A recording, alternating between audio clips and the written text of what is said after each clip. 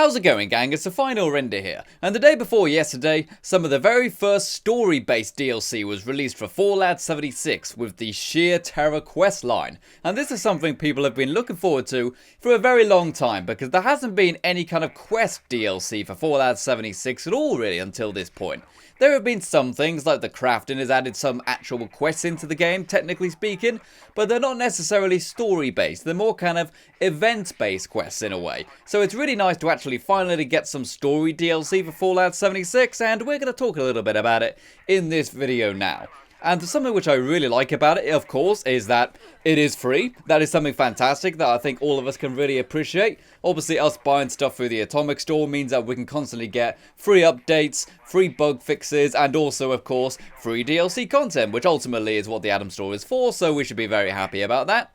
But something which I really like about this is that it wasn't just kind of a generic fetch quest. There actually was a story with proper voice acting, and I'm not really going to reveal spoilers about it so much, but for the most part you do get one kind of main quest line where you have to go and hunt for someone who has gone missing, who was hunting for the Sheepsquatch, a horrible new cryptid that should be somewhere inside Appalachia, or maybe not, who knows. And of course there's also 4 additional side quests as well, all to do with kind of monster hunting. You know, it feels like you're doing something from the X-Files, which is very cool. And there's a couple twists during the actual quest, and I think that's really, really cool. But what did I actually think about it overall, besides just kind of the overall summary? Well, I do have to say that it did end very, very prematurely. That is something which was very surprising, if I'm completely honest. It almost felt as if we only got half of the Sheer Terror quest line. It almost feels like they set up a story, but didn't really end it. And there's also, like, one very big thing, which I won't really mention in this video for the sake of spoilers, but there is something, one big part of the quest, which just frankly doesn't get answered. So it leads me to believe that maybe there actually is going to be some more stuff in the future to do with this. And also the quest lines themselves, those kind of side quest lines, they were really, really cool. However, they were very short. They weren't anywhere near as long as the other one. But that being said though, I wouldn't really expect 4 side quests to be as long as kind of a main quest, if that makes sense. But it's a really cool, neat little package. It's got some very cool design, and it's got lots of other additional features as well. Something which really amazed me was the sheer amount of new camp items we have got. There is, I believe, something like 45 new mounted heads which we've got to collect, and then put them onto the walls, you know, taxidermied heads, which I think is very, very cool. I'm really looking forward to collecting all of those. And we also got some other things like some picnic floors and stuff like that, which I am really, really happy with. And of course, something else which has been very much a hot topic to do with this DLC is the brand new kind of Endgame boss event. This is the Encryptid event. This is probably the footage which you are looking at throughout this. And the way this works is that there is a server-wide alert when someone activates the Encryptid event. Again, I won't go into it for spoilers on how you do it, but it is something very expensive for you to do. It costs the person who starts the quest event 2,000 caps or 1,800 caps or so to start it. So if you see that start, make sure you go down and help your buddy out, because he spent 2,000 caps on getting that thing started. So make sure you get down there, and when you complete it, you have got to do what many people are saying is actually the hardest boss, in fact the hardest enemy inside Fallout 76. But I really like it. It's actually not that hard, realistically speaking. The first time I went into it, it was super duper hard. Literally everything was getting one shot. Even like level 150 players were getting one shot by this thing. And you need a lot of people to do it. It generally is pretty tough. But that being said though, I've also done it a few times after that, where we have killed the actual legendary creature in literally about 2 minutes.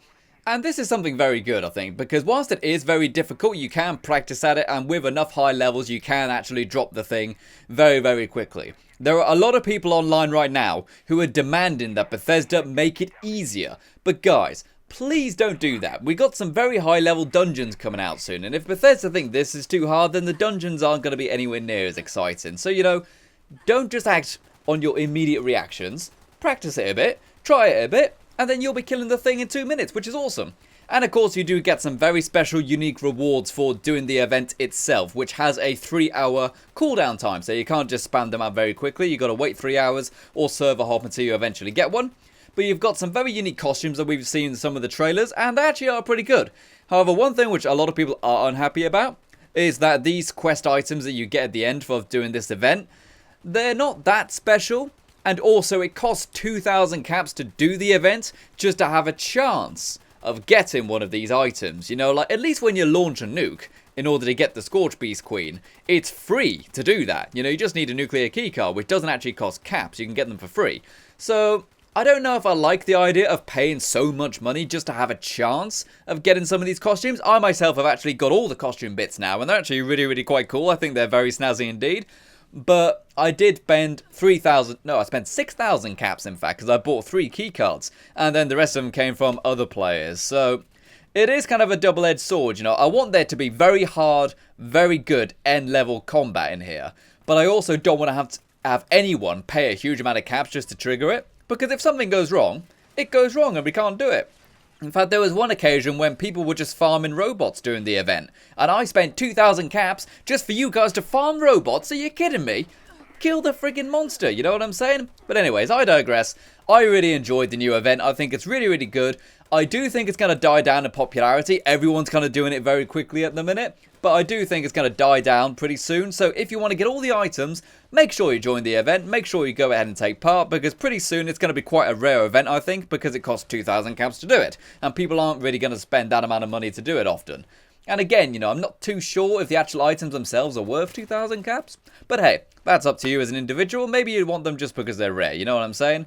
But anyways, that's kind of my overall thoughts on the kind of new DLC. I think it's generally a very neat little package. And unfortunately, I don't know why it sort of ended so suddenly. I don't know if there is more kind of content for Sheer Terror coming out in the future, because it does kind of feel like we've only got half a story here. But then again, if we can kind of see some kind of answer to that, I think that would be pretty good. I think I'll be pretty happy no matter what answer I get, because the actual event was fun. To do it all the first time, it probably took about 3 hours or so to do all the quests, including the side quests, for the first time. Plus maybe an additional 3 hours or so of kind of farming the end game boss battle. So I think there's a nice amount of content in there, and I definitely think you guys should give it a go. If some of you guys have been not really too into 76, but are looking about trying it again now, we've got a new dungeon coming out next week, and now we've got our first bit of story-based quest line, I think it's a good time to go ahead and jump in again. You know, you've got a few extra hours of content, you've got some new items, and there's been a bunch of other big bug fixes and also just quality of life improvements as well, which I think is really, really good. Especially some of the changes they've done to survival mode, and also some of the changes they have done to the actual vending system. I think some of those things are really, really good and very much welcomed. So thank you very much for listening to this kind of rambly video. I know I've been rambling quite a lot, but I'm actually on a very short amount of time. I'm actually going to be working away for a few days. I'm going to be working away for 4 days. And that's why I've kind of put this video out rather than, say, streaming over the weekend, because I obviously won't be there. So let me even know if you guys actually kind of like these more casual, laid-back videos where I just kind of talk about some news about 76 or something like that. But anyways, thank you very much to everyone who watched. Thank you very much to all the YouTube members and Patreon people who are scrolling across the bottom of the screen right now. And I can't wait to read your comments and hear your thoughts about the new DLC. So in summary, I like the quest, but it feels a bit short. I like the endgame boss, and I think the difficulty is perfect, but I do think paying for the reward isn't really worth it. And also, I really like the quality of life improvements to the game. So thank you very much for watching. I've been the final render, and you've been the audience. Until next time, farewell. And also, thank you very much for 59,000 subscribers, gang. You're the best. Bye-bye for now.